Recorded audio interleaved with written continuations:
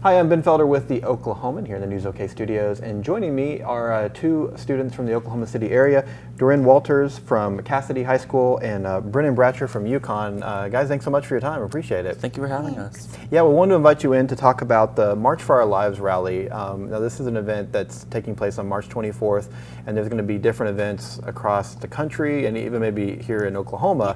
But I wanted to talk to you about kind of the planning that went into this upcoming event and just kind of the background of how you guys got involved. So yeah, first off, tell me, what is the March for Our Lives rally scheduled for March 24th? It is a protest across Oklahoma that is across the nation. That's talking about common sense gun reform and calling on our legislators to pass that bill. Yeah, and so you know, this conversation spurred out of the Parkland shooting in Florida. So tell me about yourselves. How did you guys get involved in this effort, in this conversation?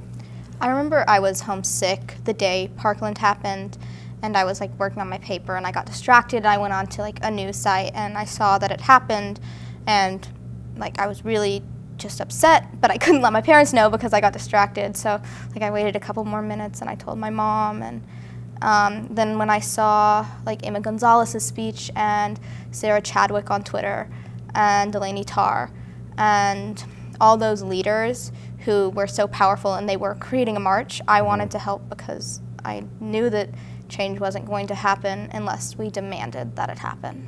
Yeah. I mean, one of the big outcomes of this event that has got a lot of attention is the student-driven aspect of it. You mentioned some of the students there from the school in Florida that have, you know, lobbied to the state legislature and gone to the Capitol. Why was that something you wanted to bring here to Oklahoma? I feel like it's important to have this across the entire nation and here in Oklahoma because it's not just one area that's being affected by guns, it's everywhere. And so I just felt like it'd be important for us to get involved and to support them. Yeah. And where do you kind of see this conversation centering around? I mean, what types of things are you going to be advocating for? Common sense gun reform. Psychological evaluations. And safer schools, stronger plans, because, I mean, like there was the thing with the schools in Oklahoma that had the bulletproof shelters, and we're trying to make a change so that schools don't have to be made out of bulletproof material. Yeah, yeah. You know, there's a lot of conversation. Florida is a state where, I mean, you know, guns are kind of a central part of American society, and more in some places than others. You know, Florida is kind of been described sometimes as a pretty pro-gun state, especially in Oklahoma. I mean, what kind of reaction do you expect in a place like Oklahoma? I expect some backlash, but I also expect a lot of support. Yeah. I mean, people really value their Second Amendment rights here, and we don't want to take those rights away. We just want to make sure that those rights are kept and that our right to life as students is kept so that we don't have to fear that we're going to die at school, because that shouldn't be something that happens. Yeah.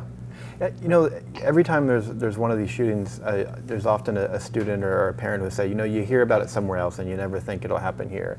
And I imagine that's still kind of the case, but how much more of a reality does this feel like in your generation?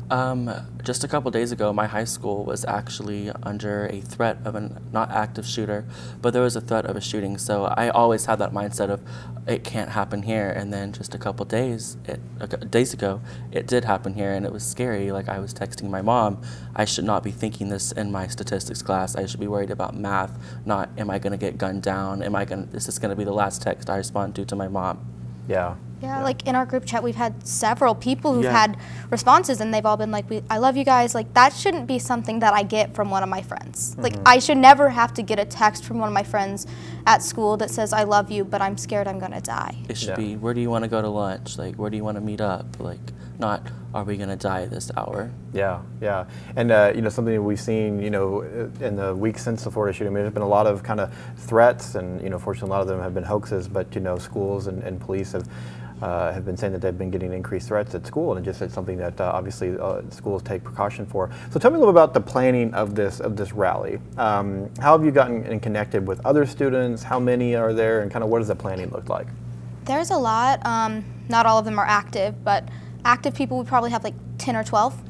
it's like a core Okay. active, and then it's kind of like it stems off, and then but there's a core of like 12 to 15. So they're kind of planning yeah. the event. Yeah. Okay.